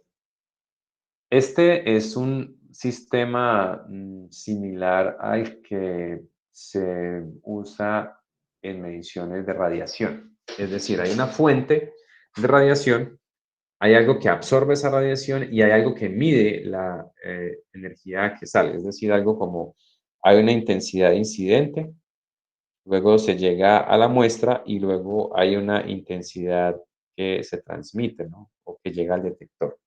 La diferencia entre esas intensidades dependerá de la concentración. Pues este principio es similar al de los fotómetros, ¿no? En el que hay radiación electromagnética en el visible, ¿no? Se llega a donde está la muestra absorbe parte de esa radiación y se mide la radiación que incide en el detector. La diferencia entre estas dos, pues será como la absorbancia. La diferencia más importante con un fotómetro convencional es que el detector de captura de electrones no utiliza radiación en el visible, sino que hay una fuente radiactiva de níquel 63. Entonces, al interior de ese equipo hay una fuente de radiación que emite partículas radioactivas. Cuando aquí se produce pues la presencia de la muestra, este gas, por ejemplo, que es argón, el que se usa con es comúnmente argón, con este detector, la fuente radioactiva ioniza ese argón por impacto, ¿no? Los átomos de argón son impactados por esas fuentes, por esas partículas altamente energéticas y lo ionizan. Esas moléculas o esas partículas beta, que son las que ionizan el argón, hacen que los átomos, hacen que en el interior de la mezcla de gases se produzcan electrones. Es decir, los electrones son producidos por la ionización del argón. Estas realmente no bombardean electrones. Lo que hacen es bombardear el gas de arrastre y convertir el argón, es decir, algo como esto, digamos que el argón está en su estado fundamental, ¿no? Y se convierte en un ion, pero libera electrones. Esto es lo que sucede. Y pues esto es catalizado por estas partículas beta. Cuando estas partículas chocan con el gas de arrastre, este se ioniza, libera electrones. Es decir, esto acá es algo rico en electrones. Esos electrones pues llegarán a un sistema de captura de ellos, ¿no? Se capturan los electrones y pues de ahí viene el nombre de el detector de captura de electrones. Pero bueno, ¿cómo está relacionado esto con la muestra? Pues si aquí hay algo que también captura electrones en la muestra, entonces la corriente disminuye debido a eso. En ausencia de muestra o de un compuesto capaz de capturar electrones, hay una corriente elevada de los electrones provenientes del argón. Pero si en la muestra hay un compuesto electronegativo que sea capaz de capturar esos electrones, esto hace que la cantidad de electrones disminuya. Es la razón por la cual únicamente moléculas con átomos como los halógenos capturan electrones. Por lo tanto, este sensor será, o este tipo de detector será selectivo, porque requiere la presencia de halógenos en la molécula. Si no hay como cloro, flúor, yodo, este tipo de compuestos en la molécula, no va a haber absorción de esos electrones o captura de esos electrones. Será un detector universal, perdón, destructivo o no destructivo. ¿Qué creen?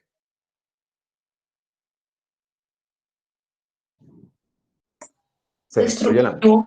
Se destruye la muestra. Recuerden que las partículas radioactivas están chocando contra el gas de arrastre. Lo único que hace la molécula es, por ejemplo, si yo tengo a ver qué compuesto. Este cloroformo. Lo que va a pasar es que parte de los átomos de cloro van a absorber electrones. Entonces disminuye la corriente. Realmente la muestra se puede usar más adelante, es decir, es no destructivo. Simplemente se está produciendo un ion, pero realmente la molécula no cambia. Este es no destructivo. Y es selectivo porque necesitamos que haya halógenos para que funcione. Esta es una figurita de cómo está configurado físicamente este detector. Entonces aquí tenemos, entre esas dos placas, tenemos la fuente de níquel 63. Entonces aquí se bombardean las partículas de una placa a la otra. Aquí viene la muestra con sus componentes. El gas que es argón se ioniza y aquí se produce la corriente de electrones. Cuando un compuesto electronegativo llega acá, absorbe parte de esos electrones y la corriente de ellos disminuye. Y esto lo mide este electrocolector. Entonces, este es el detector de captura electrónica. Aquí están las características. Solamente sirve para compuestos halogenados. En el rango de estas concentraciones es sensible como el orden de 5 femtogramos por segundo. Y específicamente se usa para plaguicidas y compuestos halogenados. Todos estos porque los únicos que pueden capturar electrones pues, son los que tengan átomos electronegativos. Eso hace pues que este no sea universal. Pero pues muchas aplicaciones incluyen compuestos halogenados. Bien, este es un detector conocido como un detector fotométrico de llama. Y es como un FIT, pero con una característica especial. Y es que básicamente lo que hacemos en la medición no es capturar electrones. Cuando llega aquí a esta llama, esto es una llama, no sé si está claro aquí que es una llama, pues ciertos compuestos al quemarse emiten radiación. Básicamente esto es un fotómetro en el que se mide la intensidad de la radiación producida acá. Entonces, cuando llegan compuestos capaces de emitir radiación en cierto rango, pues esa radiación va a llegar a través de un sistema óptico y va a ser convertida por un fototubo multiplicador en una señal eléctrica. Entonces, básicamente es eso, quemar la muestra y convertir esa radiación que se produce durante esa combustión en una señal. Se tratará, pues, se trata de un compuesto, pero de un sensor en el que hay, pues, se quema la muestra, entonces es destructivo. Y únicamente los compuestos capaces de producir esa radiación son los que se pueden detectar. Es decir, es selectivo. ¿Para qué compuestos? Aquí está. Los compuestos deben tener azufre, fósforo o estaño. Estos elementos, cuando se queman en la llama, producen radiación que puede ser medible, ¿no? Por eso, en ocasiones se conoce como el detector fotométrico de azufre, fósforo y estaño. Y pues las aplicaciones están en ese sentido, ¿no? Se utiliza para plaguicidas. Los plaguicidas normalmente son compuestos que tienen fósforo, ¿sí? Para compuestos con azufre o para compuestos orgánicos que tengan estaño pues, en su estructura. Es entonces un detector destructivo y es selectivo. Este es otro tipo de ionización de llama, o sea, hay otra combustión, pero específicamente está la presencia de un catalizador. Ese catalizador acelera o hace que el detector sea mucho más sensible que cuando simplemente se queman. El catalizador es de sulfato de rubidio, es un material alcalino, y aquí está presente es como un FIT, si lo comparan con el anterior. Aquí hay una llama que se produce, pero en el punto donde se produce la llama hay una superficie sólida de sulfato de rubidio que hace que sea mucho más marcada la producción de los electrones. Pues de nuevo, lo que se produce aquí es una corriente de electrones, pero este catalizador hace que sea mucho más sensible a compuestos que tengan nitrógeno y fósforo. Pues los compuestos que lleguen acá y tengan nitrógeno y fósforo van a producir una corriente de electrones mucho mayor que los compuestos que no las tienen. Las aplicaciones de estos son plaguicidas, organofosforados y drogas como la cocaína, pasó con ¿sí? O la heroína, ¿sí? Que tienen nitrógeno y fósforo. Por lo tanto, se tratará de un detector selectivo porque necesitamos nitrógeno y fósforo en la molécula, si no, no funciona. Y será destructivo como todos aquellos que usan una llama, ¿no? Porque pues al calentarse y al quemarse la muestra, pues deja de ser lo que era, ¿no? Entonces hay un cambio químico en su composición. Bien, voy a tener un momento en este tipo de detectores porque digamos que son específicos y pues incluso como tal son una técnica de análisis aparte. Se llama un detector con espectrometría de masas o un espectrómetro de masas.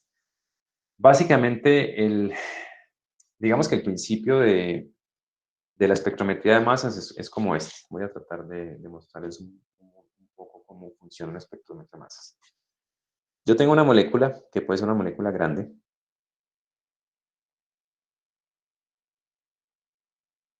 Y esa molécula yo la parto en fragmentos. Aquí hay fragmentos de la molécula. Y luego lo que hago es medir la masa con respecto a la carga de sus fragmentos. El resultado es una gráfica como esta. Aquí está la relación entre la masa y la carga. Y hay unas lineecitas. Cada una de estas líneas corresponde a los fragmentos analizados. Y esto se conoce como el espectro de masas. Entonces, este es el principio de la espectrometría de masas. Yo tengo una molécula. Hay que partir esa molécula en fragmentos. Esos fragmentos, pues, están relacionados de alguna forma con la molécula original.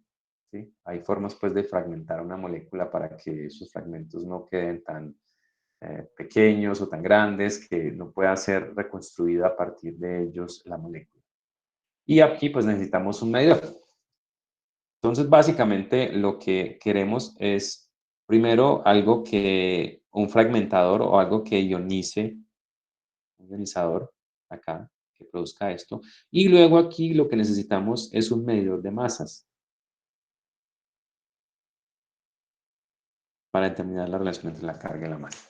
Entonces, básicamente, los componentes más importantes del equipo de espectrómetro de masa son lo que produce los iones o los fragmentos y lo que analiza esas masas, ¿no? Un medidor de masas. Pues seguramente necesitamos un detector. Y aquí está, pues, digamos, el esquema.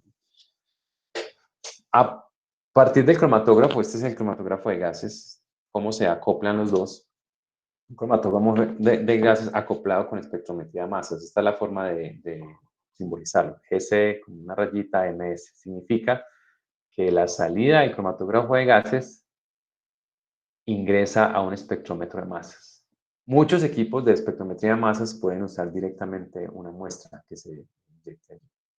Entonces, las etapas están aquí. Primero, se ioniza, es decir, esto lo que hace es fragmentar la molécula.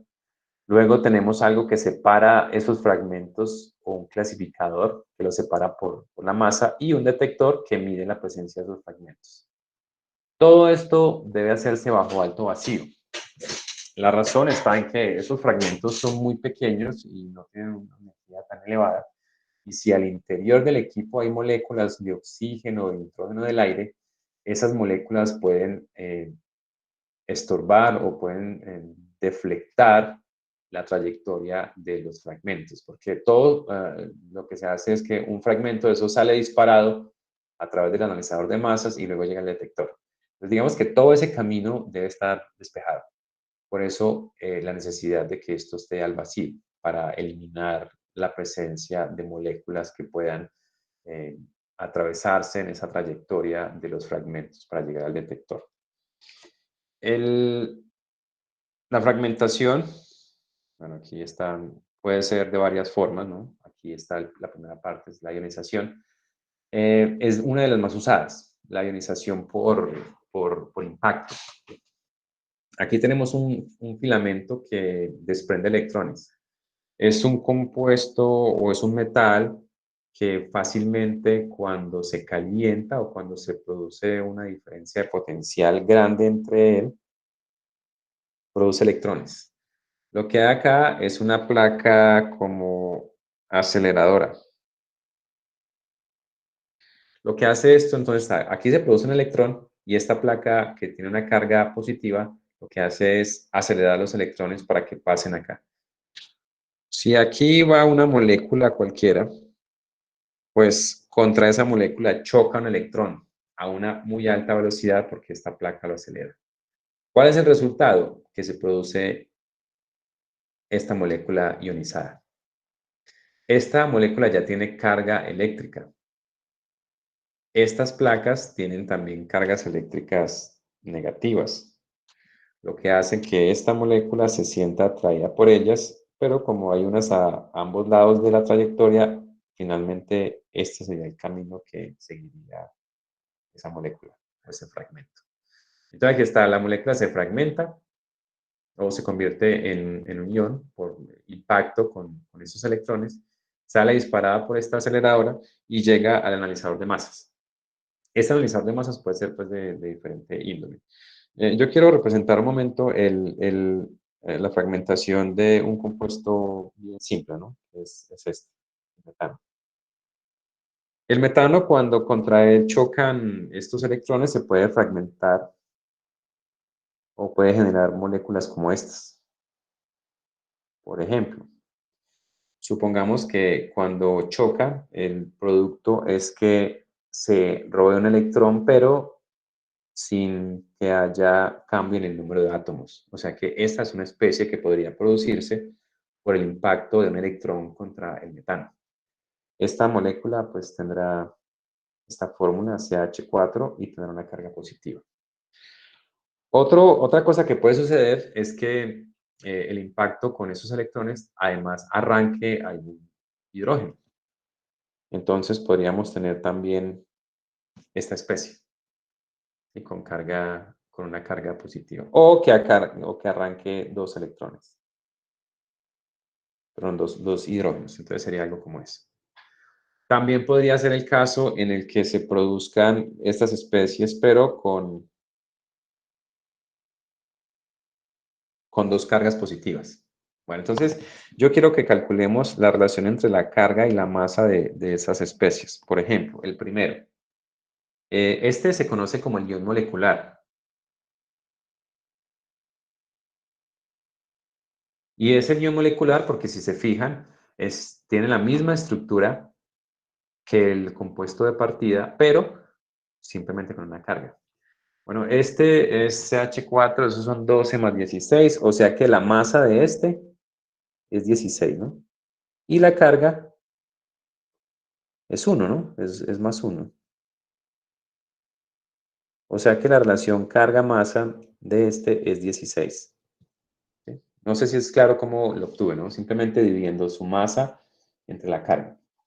A ver, para este que es el CH3, tendríamos 12 de este más 3 de este son 15. Y como la carga es 1, sería 15 dividido 1. Su relación carga-masa es 15. Para este, CH2 con una carga positiva sería 12 más 2, 14 dividido 1, o sea que esto mide 14.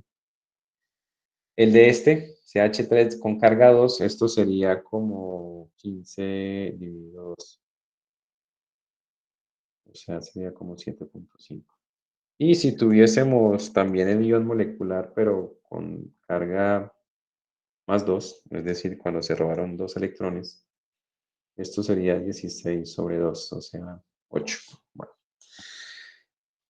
El espectro del metano tendría lineecitas, porque en la parte horizontal está la relación carga-masa, ¿no? Tendremos seguramente aquí en 16 una línea. Y esa línea es producida por el CH4+, que tiene una relación carga-masa 16. Pero como podemos ver acá, hay algunos que tienen menor carga, o sea que seguramente por acá en 14 vamos a encontrar otra lineecita, ¿sí? Por acá donde decidimos que había una de 8, tal vez habrá una línea y tal vez una de 7.5, por acá, ¿no? Algo como esto. También podría ser el caso en el que, no sé, uno de los hidrógenos que fue arrancado de la molécula se añada a otro y tenemos un CH5. O sea que tal vez por acá una línea en 17, ¿no? CH5 sería 17. Esto es el espectro. Y cada una de, digamos, las alturas de esas lineecitas representan la abundancia. Seguramente el ion molecular será el más abundante y los demás serán menos abundantes. Esta, por ejemplo, es una característica o un espectro específico para el metano. Entonces, si yo, por ejemplo, en mi muestra tengo metano y cuando se analiza el espectro se obtiene algo como esto, pues con eso yo identifico inequívocamente al metano. Y esa, digamos que es una de las características importantes de la espectrometría de masas, que me permite además hacer una identificación estructural del compuesto. Si ese compuesto está presente, seguramente el espectro de él aparecerá. Entonces vamos a buscar en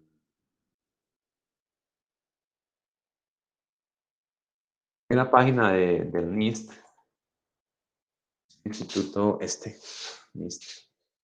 Y yo puedo encontrar una biblioteca de espectros. Entonces aquí hay varias opciones. Espectro de masas, aquí está. Miren el espectro de masas del metano.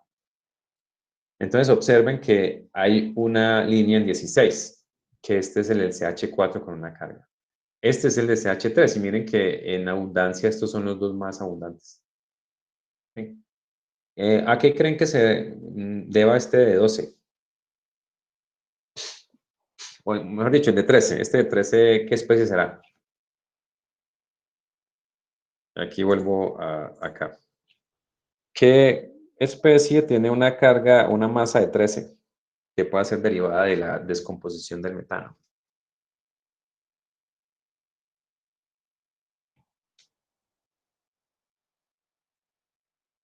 Stephanie García está por ahí.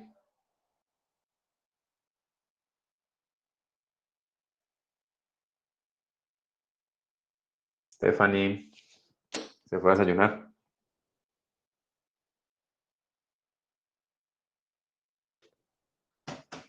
A ver, ¿qué más hay por ahí? Luz María abandonó la reunión. Luisa María, ¿está por ahí? Sí, profe, pero yo no sé. Bueno, entonces miren, lo que yo hice acá fue esto. ¿Cómo obtuve las masas? Lo que hice fue, este es el compuesto de partida, CH4, ¿no? Si un electrón de eso le arranca a otro electrón, la carga es una positiva, ¿no? Y quedó CH4 con una carga, ¿no? Si voy removiendo hidrógenos, pues la masa de cada uno de estos va a ser menor, ¿no? Lo que hago es sumar 12 del carbono y 3 de este, me da 15. Si es CH2, o sea, con 2 hidrógenos menos, esta es la estructura de partida, pues será 14. Entonces, ¿cuál será el de 13? ¿Cuál será la fórmula molecular de ese de 13?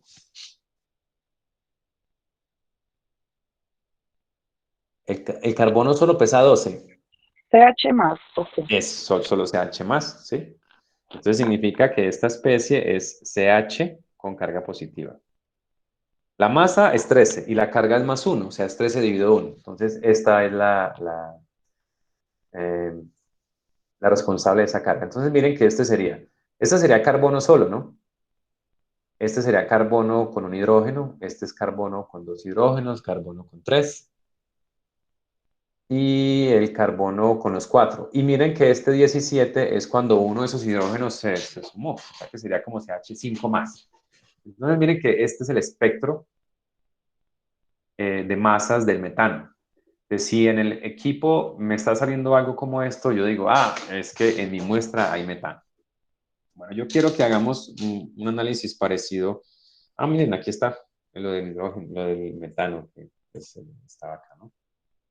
Aquí está el metano, cuando es impactado por un electrón, puede originar este, por ejemplo, ¿cierto? Puede originar en choque con otro cation de metano, puede originar el CH5, ¿no? Y pues por remoción de los electrones, perdón, de los hidrógenos, pues dan unas líneas diferentes. Si se tratara de este compuesto, el etano,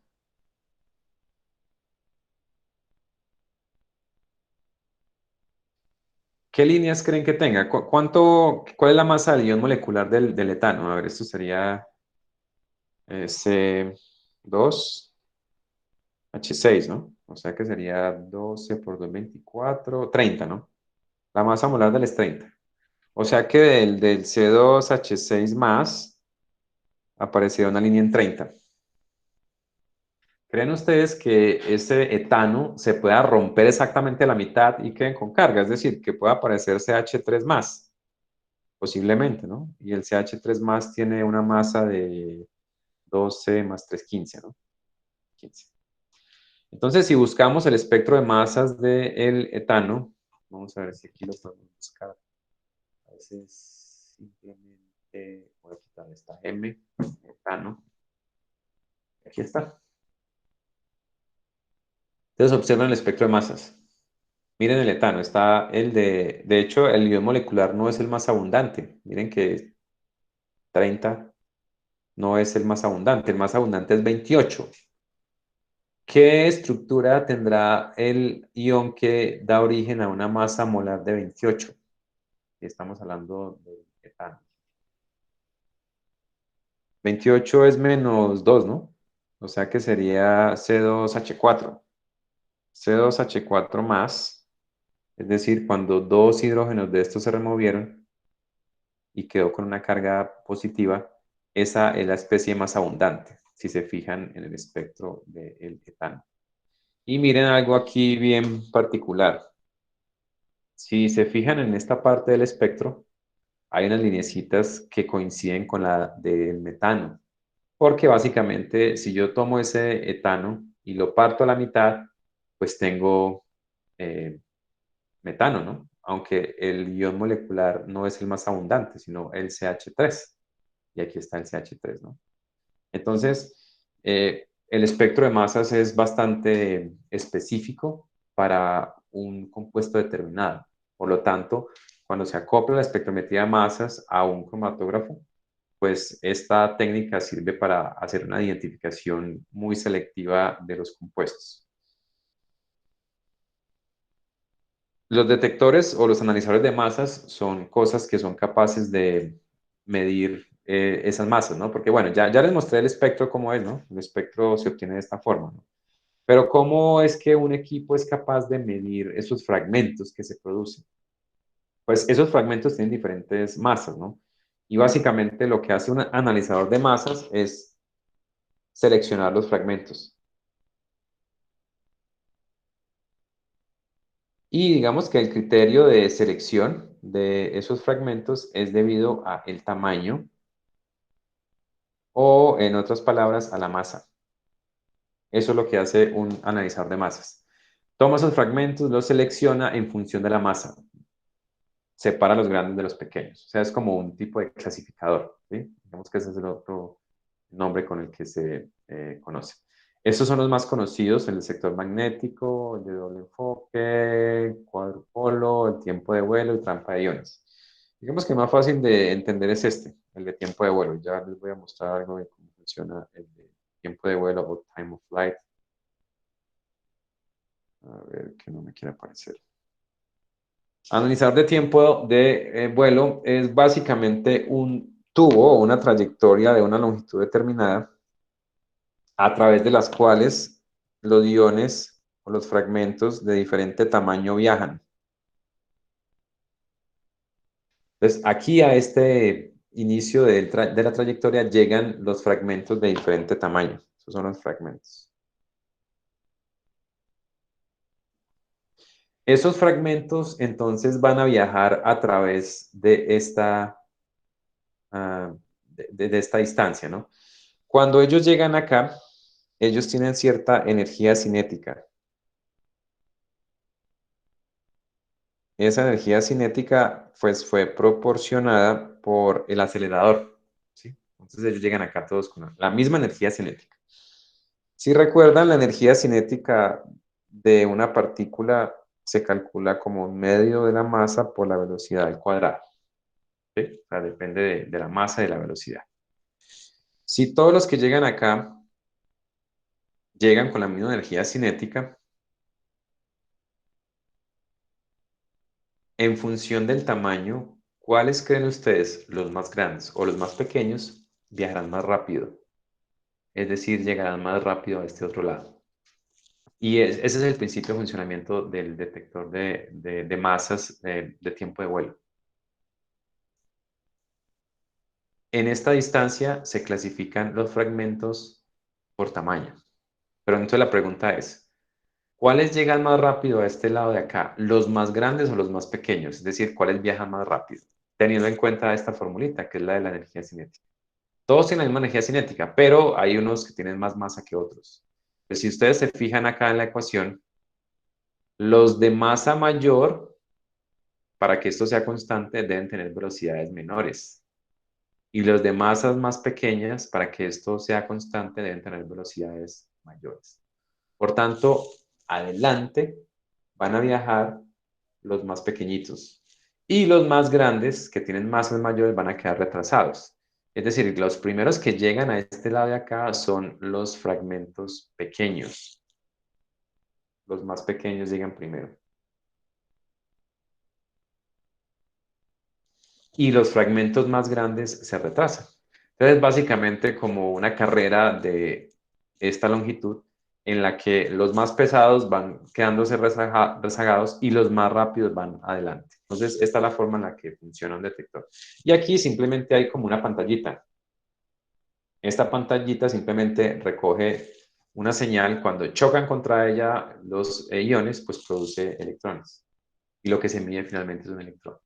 Entonces, los que chocan primero son los más pequeños y los que chocan después son los más grandes. Y hay pues una forma de relacionar el tiempo con el que cada uno atraviesa esta longitud con su masa. Es decir, es posible medir la masa en función del tiempo. Y eso es básicamente lo que hace esto. Entonces, lo que se produce es una diferencia de velocidad, digamos que sí, es una velocidad diferente. Una diferente velocidad, eso produce un tiempo de vuelo, y pues ese es el término, porque básicamente los iones están volando acá, y el tiempo de vuelo está relacionado con la masa, ¿sí? Con respecto a esta velocidad y con respecto a la longitud, ¿sí? Porque yo puedo decir que la velocidad es igual a la longitud dividido el tiempo de vuelo, ¿no? Y de aquí puedo decir que digamos, si mido el tiempo de vuelo y conozco la longitud, puedo calcular la velocidad. Y si conozco la energía cinética y conozco la velocidad, puedo despejar la masa. Es más o menos como, a grandes rasgos, como se puede medir una masa simplemente midiendo el tiempo de vuelo. El tiempo de vuelo, conozco el tiempo de vuelo porque lo medí, la longitud de la trayectoria la conozco, y si además sé cuánta energía cinética se le suministró a esas partículas, de aquí puedo despejar la masa. Entonces, de esta forma, el analizador de tiempo de vuelo sirve para medir la masa, ¿no? Y pues hay otros tipos de analizadores de masa, pero en general lo que hacen estos es eso, medir la masa. Este es otro, se llama analizador de trampa de iones. Los iones llegan aquí y quedan como atrapados en una rosca que tiene un campo de radiofrecuencia. Estos iones comienzan a quedar ahí como atrapados. Y a medida que la frecuencia de esta rosca, aunque a veces es una cajita, cambia, los iones pueden ir saliendo selectivamente de acá. Cuando la frecuencia de su movimiento coincide con la frecuencia que produce físicamente este sector magnético, pues los iones van a salir. Y pues la frecuencia está relacionada con la masa. Es sencillo, es uno de los más empleados, en los que el ion llega a una cajita que está a una frecuencia determinada y quedan ahí como atrapados, pero se varía la frecuencia y dependiendo de la frecuencia que tenga esto, los iones van a ir saliendo y van a llegar al detector. Es decir, el detector no es muy selectivo, es simplemente una placa a la que chocan iones y produce electrones. Lo que hace el analizador de masas es que con base en la masa del ion los deja salir de allí en un orden determinado. Entonces, de esta forma se pueden analizar también las masas de los fragmentos que se producen de la molécula. Este es conocido como Channeltron, es un multiplicador de iones, y es básicamente el detector. Es en esencia una placa que cuando contra ella chocan estas partículas que están aceleradas, pues produce electrones. Esto es lo que hay al final de cualquier analizador, ya sea el del tiempo de vuelo o el de las frecuencias pues, que les guste.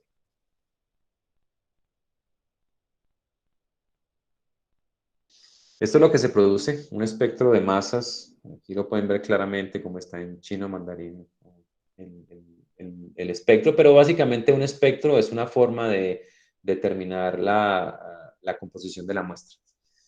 Bueno, llegado a este punto, entonces podemos decir que el detector de ionización, perdón, de espectrometría de masas es universal, porque no necesitamos que la molécula tenga algún tipo de característica especial, y es un detector destructivo, porque la molécula, pues básicamente se parte en pedacitos. Entonces ya la muestra no sirve para otra cosa.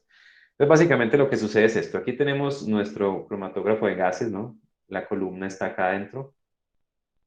Y en esta parte, esto se acopla con un espectrómetro de masas. Y el resultado es que obtengo mi espectro de masas. Y el espectro de masas sirve para hacer una identificación. Entonces, esta combinación de un cromatógrafo de gases con un espectrómetro de masas es una de las técnicas más poderosas para hacer identificación de compuestos. Porque el espectro es una representación gráfica muy particular de cada compuesto. Entonces, me puede servir no solamente para determinar el tiempo en el que se obtuvo el compuesto o la molécula, el tiempo de retención, sino también su identificación. Y pues eso es lo que más o menos se está comparando acá. Este es un cromatograma, ¿sí? Un cromatograma normal. Aquí está la señal, que puede ser, por ejemplo, puede ser que el detector que está usando el cromatógrafo sea un detector no destructivo, no el FIT no serviría, ¿no? Pero, por ejemplo, si yo tengo un detector de continuidad térmica y con ese detector obtengo esto, en el cromatógrafo acoplado al espectrómetro de masas, de este pico particular se obtiene este espectro. Es decir, yo no solamente determino cuál es el tiempo de retención de este compuesto, sino que obtengo su espectro. Entonces, en combinación con el espectrómetro de masas, el cromatógrafo separa los componentes y el espectrómetro de masas me da los espectros de cada uno de los picos. Entonces, al tiempo, por ejemplo, de 3 minutos, tengo un espectro y esto me permitiría, si tengo una biblioteca de espectros, identificar mi compuesto. El cromatógrafo lo separó y el espectrómetro de masas lo identifica. Y luego puedo tener el espectro de este pico, de este y de este. Y también pues puedo tener un espectro de todos estos, que se conoce como la cuenta total de iones, que es el equivalente al cromatograma. Y de cada uno de esos picos, pues obtengo el espectro. Esta técnica entonces es muy poderosa para la cualificación, para hacer análisis cualitativo y determinar cuáles son los compuestos que están presentes en muestra. ¿Qué preguntas tienen sobre estos detectores? Antes de que... Yo tengo una pregunta, profe. Sí. Por ejemplo, en este último, ¿uno en qué se basa para decir que es el mejor detector para identificar compuestos? Cuando uno va a elegir el detector. Los otros detectores simplemente sirven para medir el tiempo al cual eluyó un compuesto de la columna.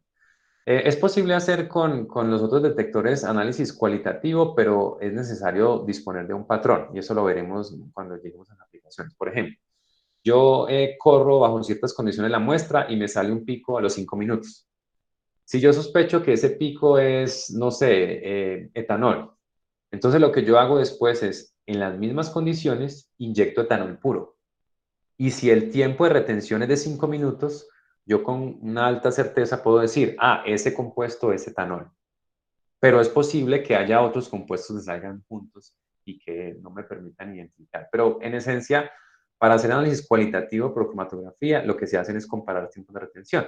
Si lo hicieron, por ejemplo, en los laboratorios de orgánica para la cromatografía de capa delgada, lo que se hacía era inyectar en un puntico la muestra, ¿cierto? Y en otros punticos como patrones y comparar las longitudes que cada uno de ellos recorrieron. Y los que recorren la misma longitud es porque tienen el mismo tiempo de retención y posiblemente se trata del mismo compuesto.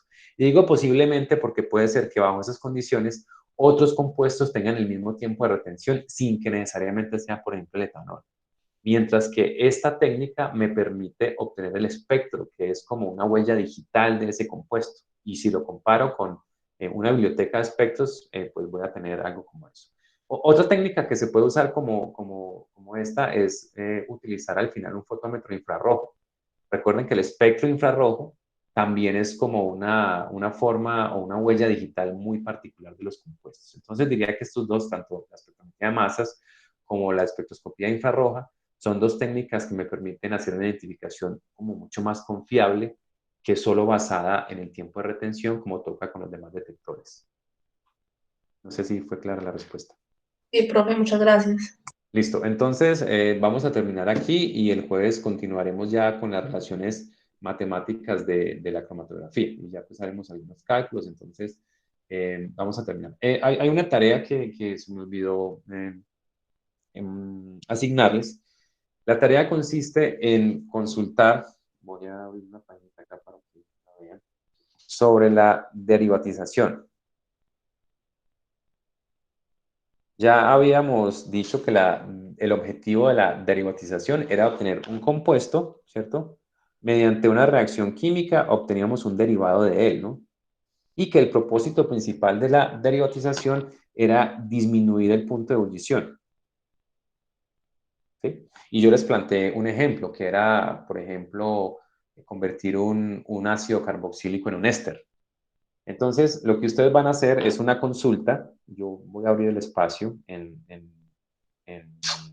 Classroom y esa consulta van a hacerla para el próximo martes. Perdón, para el próximo lunes que tenemos la clase. ¿Qué deben consultar? ¿Cuáles son los métodos más usados para derivatizar? ¿Sí? Son como unos 4 o 5, ¿no? Ya les había dado uno, que es formación de ésteres, hay otros, ¿no? Métodos más usados, bajo qué condiciones se hace, ¿no? ¿Cómo se hace la derivatización? ¿Se calienta? ¿Se hace un reflujo? ¿O simplemente se agrega el reactivo y se espera? No sé, las condiciones de la reacción. Y van a buscar un ejemplo particular de cada una. ¿Sí? Por ejemplo, si es formación de ácidos carboxílicos, entonces, no sé, a partir del ácido acético, yo agrego metanol, por ejemplo, y obtengo el etanoato de metilo, ¿cierto?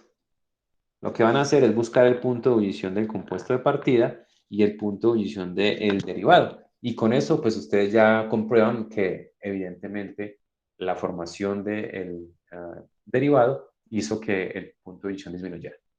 ¿Está claro en qué consiste la consulta?